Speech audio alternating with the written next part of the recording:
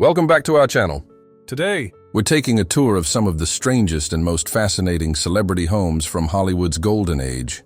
Places so unique that even the stars themselves sometimes seemed overshadowed by their own creations. From sprawling estates to quirky bungalows, these homes reveal the glamour, eccentricity, and hidden secrets behind some of Hollywood's brightest icons. Let's step inside. Jane Mansfield, the Pink Palace.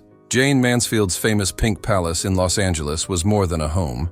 It was a statement. Built in the late 1950s, this bubblegum-colored mansion embodied her flamboyant personality and her determination to stand out in a city full of stars. The heart-shaped pool bore the words, "I love you, Janie," while the bathroom walls and ceilings were covered in pink shag carpeting. Her husband, former Mr. Universe Mickey Hargitay, designed many of its eccentric features, including a fountain she famously filled with pink champagne during parties. To some, it was over-the-top excess. To Mansfield, it was proof she was not a mere Marilyn Monroe imitation. Though demolished in the early 2000s, the Pink Palace remains a legend of Hollywood's golden age, a bizarre landmark that reflected a woman who refused to fade quietly into the background. Buster Keaton, Beverly Hills Estate. Buster Keaton, the silent film legend known as the Great Stone Face, lived in a Beverly Hills mansion that was as much a piece of Hollywood history as his films. Built in the 1920s, the estate was designed in classic Italian Renaissance style,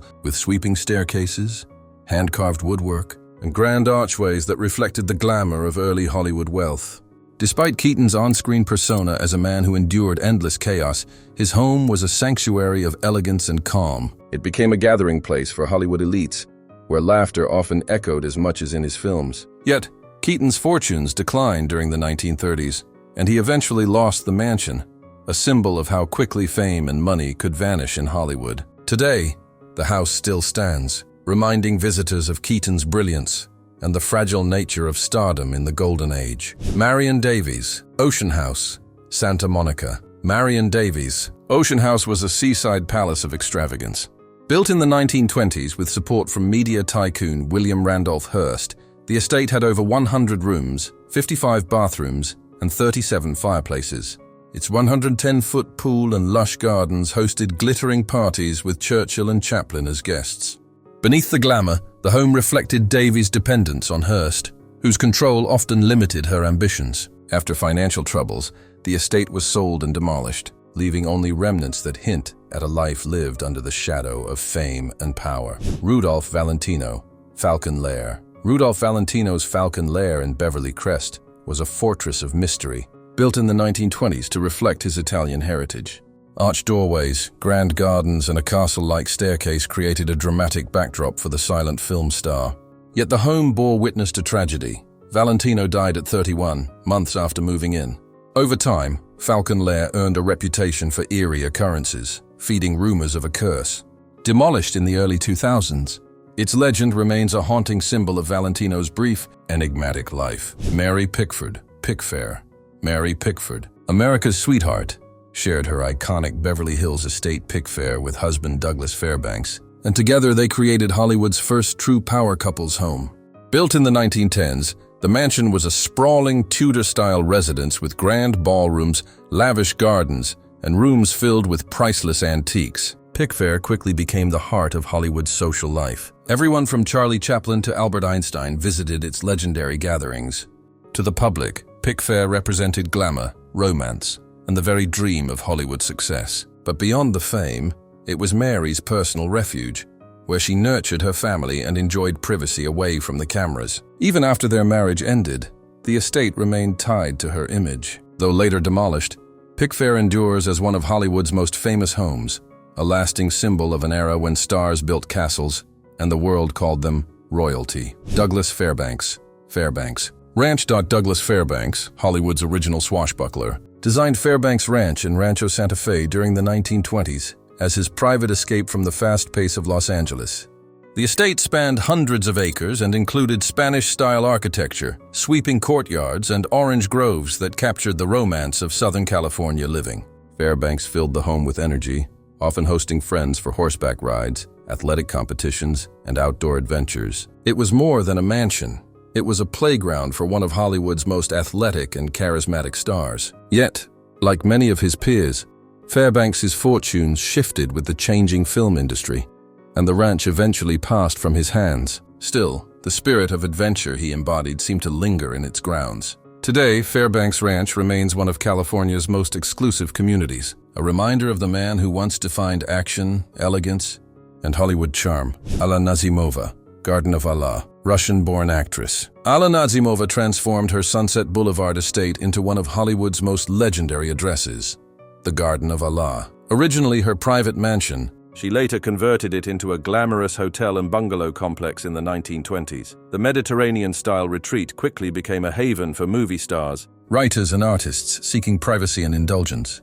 Stories of wild parties, secret romances, and scandalous gatherings gave the Garden of Allah its notorious reputation. For many, it symbolized the hidden bohemian side of Hollywood, where stars could escape the public eye and live freely. Though Nazimova's career faded, her creation outlived her, shaping the mythology of Hollywood's golden age. Demolished in the 1950s, the Garden of Allah still lingers in memory as a place where art, decadence, and stardom collided in unforgettable ways. William Randolph Hearst, Hearst Castle, San Simeon. William Randolph Hearst, the powerful newspaper magnate, built Hearst Castle in San Simeon as the ultimate display of wealth and influence. Designed by architect Julia Morgan, the sprawling estate combined Gothic, Renaissance and Mediterranean styles, filled with European art, ancient tapestries, and marble statues imported from across the world.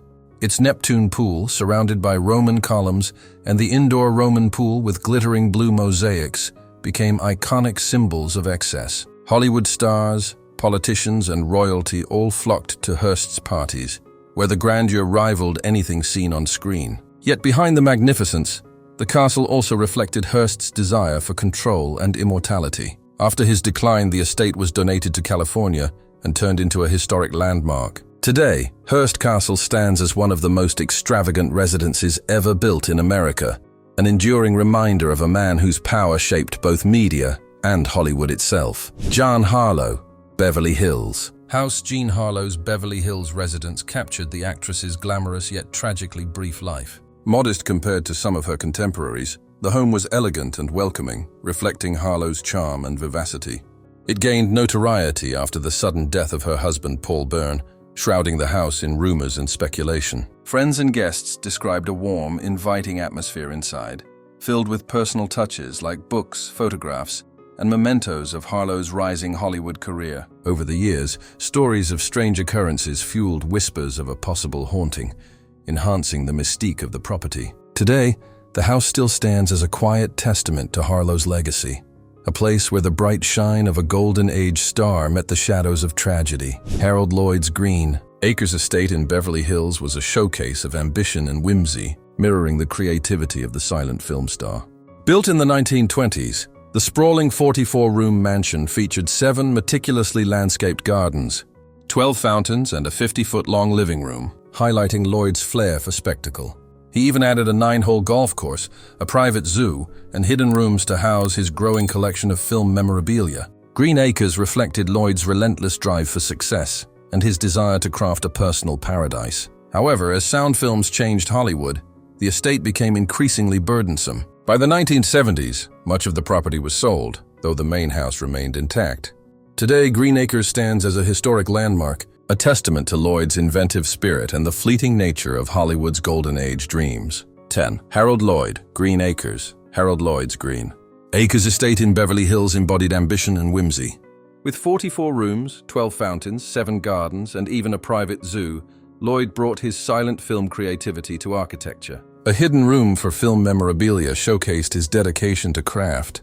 However, the estate became financially burdensome as his career declined. Sold off over time, Green Acres survives as a historic landmark, representing both Lloyd's innovation and the fleeting nature of fame. Charlie Chaplin, Beverly Hills Home. Charlie Chaplin's Beverly Hills home was as inventive and private as the man himself. Built in the 1920s, the property featured a hidden underground tunnel leading to a wine cellar, which Chaplin used to evade the press or host secret gatherings. A miniature stage in the house allowed him to rehearse scenes and blend his work with daily life, reflecting his tireless dedication to cinema. The garden was filled with whimsical sculptures and fountains designed by Chaplin, showcasing his playful creativity. Despite his fame, Chaplin maintained the home's original 1920s decor, a nod to his humble beginnings. Over time, the property became a quiet sanctuary amid growing public scrutiny and political pressures, including the McCarthy era. Today, it remains a private residence, quietly preserving the layers of history, artistry, and personal refuge that defined Chaplin's extraordinary life. Errol Flynn, Mulholland. Farm. Errol Flynn's Mulholland Farm in the Hollywood Hills reflected the swashbuckling spirit he was famous for on screen. Built in the 1940s, the estate included a main house, guest house, private swimming pool, and lush gardens. Flynn added playful and unconventional features, such as a secret passage leading to a hidden bedroom and a two-way mirror in the master bedroom, letting him observe guests unnoticed. A private pistol range and bar further showcased his adventurous lifestyle. Yet, as his career declined in the 1950s, the once vibrant estate fell into neglect, mirroring Flynn's personal struggles with health and finances. Eventually sold and later demolished, Mulholland Farm's legend endures as a testament to the actor's larger-than-life persona and the excesses of Hollywood's golden age. Mae West, Ravenswood Apartment. Mae West's Ravenswood apartment in historic Hollywood was a testament to her bold personality and unapologetic individuality. Unlike the sprawling estates of her peers, West opted for a luxurious yet compact space, transforming it into a personal sanctuary. Entirely decorated in white with mirrored walls, plush carpets, and crystal chandeliers, the apartment radiated glamour. Her custom-built seashell-shaped bed became an iconic symbol of her unique style, while memorabilia from her career, including costumes and photographs, chronicled her rise to stardom. West remained in the Ravenswood until her death in the 1980s, steadfastly loyal to her home. Residents still report unusual occurrences, fueling rumors her spirit lingers. The apartment stands as a reflection of a woman who lived life entirely on her own terms, embracing independence and defiance in a world that often demanded conformity. Hedy Lamarr, Hollywood Hills home. Hedy Lamarr's Hollywood Hills home was a sleek, modernist retreat that reflected both her glamour and intellect. Built in the 1940s, the property featured clean lines, expansive windows, and minimalist decor, embodying Lamarr's forward-thinking sensibilities. Behind the elegant exterior, Lamarr maintained a private workshop where she developed her groundbreaking frequency-hopping technology, which would later inspire modern Wi-Fi and Bluetooth. The house served as both a sanctuary from Hollywood's scrutiny and a place where her inventive mind thrived. Despite its eventual demolition, Lamarr's home remains a symbol of her dual legacy, a screen siren celebrated for her beauty and an unheralded genius quietly shaping the future of technology. Dolores Del Rio, modernist Los Angeles. Home. Dolores Del Rio's Los Angeles home was a masterpiece of Mexican modernism, reflecting both her cultural pride and artistic sensibilities. Designed in the 1920s by renowned architect Richard Neutra, the sleek, minimalist house featured open spaces and floor-to-ceiling windows, a stark contrast to the ornate mansions of her peers. Del Rio filled the home with art and artifacts from Mexico, creating a sanctuary that celebrated her heritage. The estate became a hub for artists, writers, and intellectuals, including Diego Rivera and Frida Kahlo. As her Hollywood career waned in the 1940s, she returned to Mexico, leaving the house behind. Though altered over time, the property remains an enduring symbol of her influence on architecture and the arts. James Dean, Sherman Oaks Bungalow. James Dean's Sherman Oaks Bungalow was modest yet deeply personal, reflecting the actor's preference for privacy away from Hollywood's glare. The simple home, rented in the mid-1950s, offered a quiet retreat where Dean could relax, sketch, and practice his lines, revealing his introspective and creative side. Despite its unassuming appearance, the bungalow held pieces of his restless spirit, most famously his prized Porsche 550 Spider, kept in the garage and tragically linked to his untimely death. The house became a sanctuary where he could momentarily escape fame's pressures, offering a rare glimpse into the private life of an icon whose brief career left an indelible mark on film and culture. Today, it stands as a quiet testament to Dean's complex and fleeting life, from extravagant estates to intimate retreats. These homes reveal the private lives, eccentricities, and struggles of Hollywood's golden age stars. Though many of these properties no longer exist, their stories remind us that fame often comes with its own peculiar set of challenges, and sometimes the homes themselves become legends. If you enjoyed this tour of Hollywood's strangest celebrity homes, leave a like, comment your favorite, And don't forget to subscribe for more fascinating stories from the golden age of cinema.